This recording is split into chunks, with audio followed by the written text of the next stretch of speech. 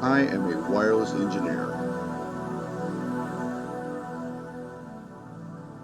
and I'm also a beekeeper.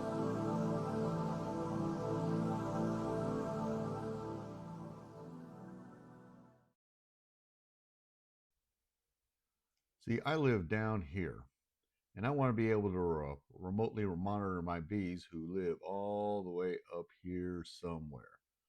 So, what to do? What to do? Considering that there is cell coverage out there, the easiest solution would be a trail camera. But since I'm an engineer, you know it's got to be more complicated than that. Let's talk about what we got going on that acreage. Currently, I am building a structure out there that looks nothing like that. However, it is going to be lit up via cellular modem, making it a hub site. Now, our goal here is to monitor the bees.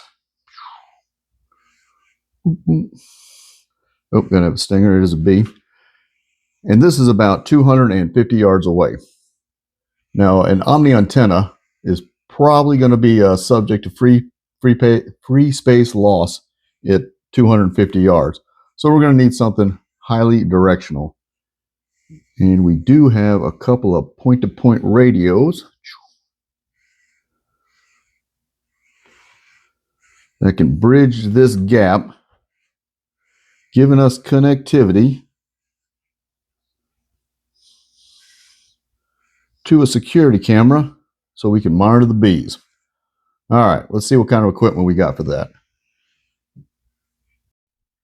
To save some money, we're going to use a lot of parts and equipment from previous projects. And right here, this is going to be the star of this show, the point-to-point radios. Here's the spec sheet of said radios. Yeah, they're old school ubiquities, and they certainly do make better ones nowadays, but they're going to be good for what we're doing. Remember, we are using equipment from past projects to keep costs low. Looking at the spec sheet, you might notice that we're operating in the 3.65 gig spectrum. This would be great in an environment that was saturated with 2.4 or 5 gig, but that's not the case out here in the sticks. I'm just using what we have. And here are the polar plots for those same radios. The antennas are highly directional, which are going to make them great for covering those long distances, but we're only going out 250 yards. Therefore, we're going to be well within range. The antenna alignment will be fairly easy because of the LED signal strength scales on the radios, but proper alignment still is critical. If a main lobe is aligned with a side lobe, then the link still may work, but the efficiency is going to be greatly reduced. Each lobe has zones called Fresnel zones. Once the main lobes are aligned, these zones radiate between the radios in the shape of a football. Their widest is at the center and the most narrow is at the antennas.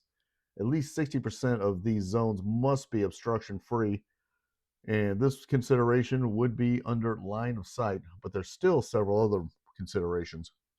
If you were in an enterprise setting, you might be shooting from rooftop to rooftop. You might have good line of sight, but the RF survey may reveal interferes like other devices on your spectrum, or maybe a radar from the local airport is causing some interference. And sometimes rooftop machinery can even cause interference. But there's still other factors like the weather. Rain and snow causes scattering. Strong wind may throw off your antenna alignment. A well thought out link budget with a high fade margin built in, coupled with proper survey, go a long way in making a reliable point to point.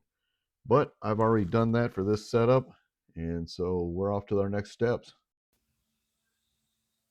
Before we head out into the field, I want to go ahead and stage the equipment, make sure it's good to go. Nothing's worse than getting out into the field and finding that your equipment does not work or it needs some upgrade or you're missing a part. Well, right now we have set up the point to point here, point to point, and this is what's going to be on the remote node. We have the PoE switch, Raspberry Pi, solar controller, and the batteries. This right here goes to the solar panel, but we're not going to hook that up just yet. And to simulate the network, well, this is what actually is going to be the head end, is the cellular modem. Right now we have it hooked up. We should have the point-to-point working. Oh yeah, I can feel that. And well, let's go ahead and test it and make sure it's good to go. Now that we got the point-to-point up and the remote system running, I'm going to test it end to end using the home Wi-Fi. We've installed TeamViewer on that Raspberry Pi, and I should be able to log into it from here. That means we'll be going across the home Wi-Fi network over to the cellular network, then across that hop and over to the Raspberry Pi. And it looks like we are in. Fantastic. Yeah, I'm using the free version. Like I said, we're doing this all on a budget. All right. I also installed, and let me move it on over. I installed a hotspot for the bees. Anytime you do electronics out in the wild, you're going to have to protect it from the elements. Now, unless you're buying equipment that's already hardened for rain, wind, or weather in your area, you're most likely going to need a NEMA enclosure. Now, NEMA enclosures come in 7 different categories for rain, for dust, so on and so forth. Make sure you get the right one for your job. As for us, we're going to be using this outhouse.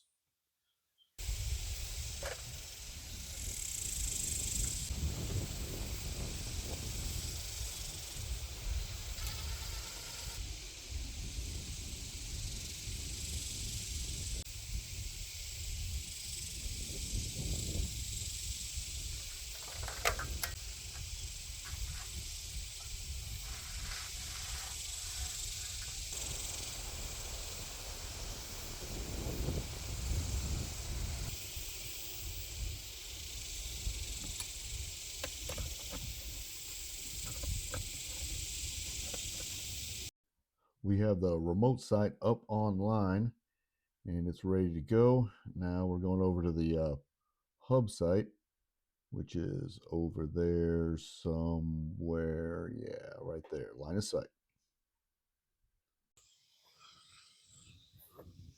Potentially this unstructured or this unfinished structure is going to be the hub site.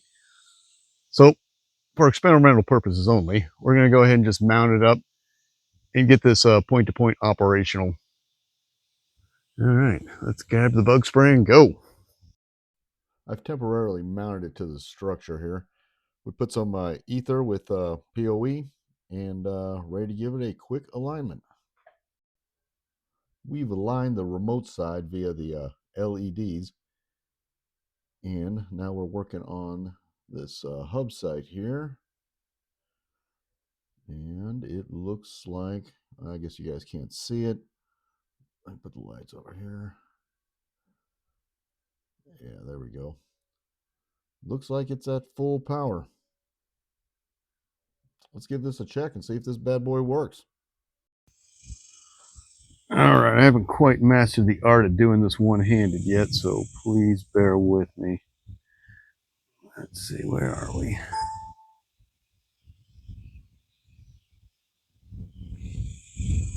Looks like we're on the security network, so we're on the network. And let's see, let's go to, let's just see if we can get all the way across.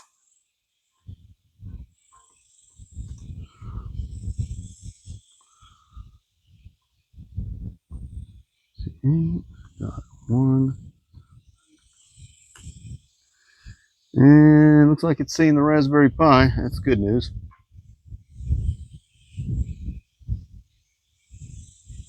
All right, let's take a look at the radios, what they look like.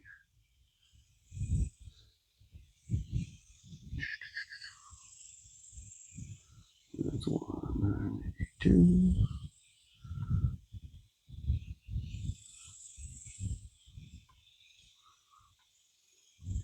This will be the hub site here. Excellent. Let's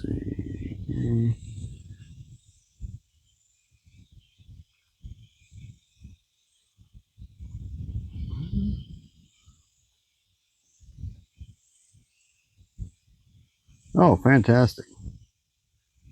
Looks like it's happy with what it's seeing. At least on this side, it should be the other as well. So,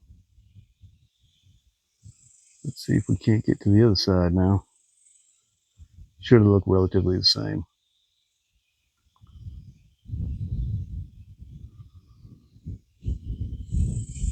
This side.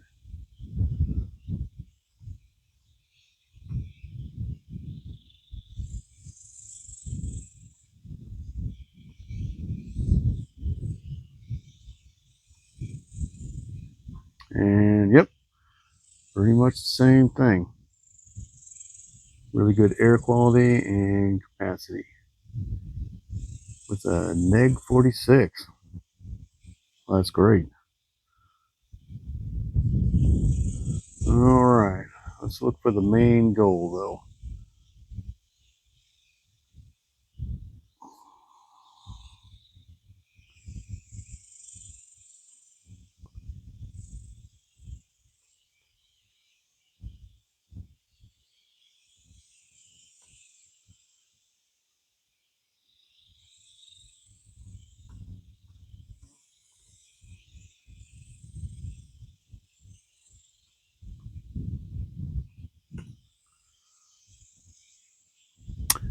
Fantastic, we made it to the other side.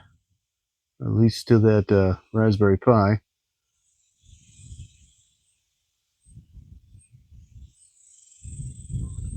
Let's take a look at the camera. Oh, there it is. And there we go. There is the bees.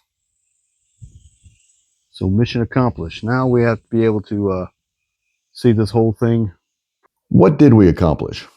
In this video, I wanted to briefly show the ability to extend a network by means of wireless connectivity from a remote site to a hub and then to the wide area network.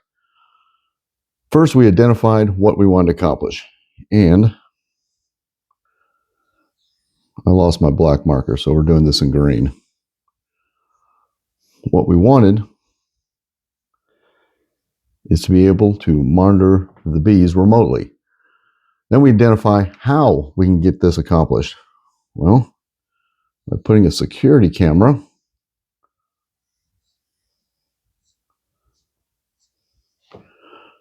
out there, but that security camera is going to have to be hooked up to a network. So we are going to put a hub site that's lit up by a wireless modem, cellular wireless modem, and extend the network via a point-to-point radio to bridge this gap.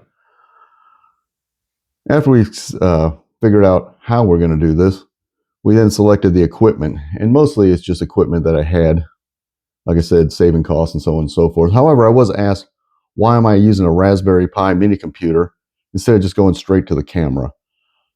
Well, the answer is that later on I'm planning to add a weather station and automation to the remote site. And that would probably be a good Internet of Things video, but for another time. All right, the next thing we did is we staged the equipment to make sure it works. Nothing worse than getting out on site and having to upgrade it when you're on top of a rooftop or in an attic or something of that nature. Stage the equipment. Make sure it mostly is good to go.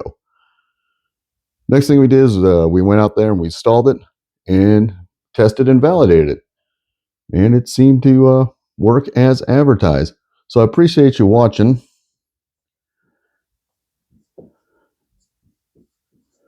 And have a great day.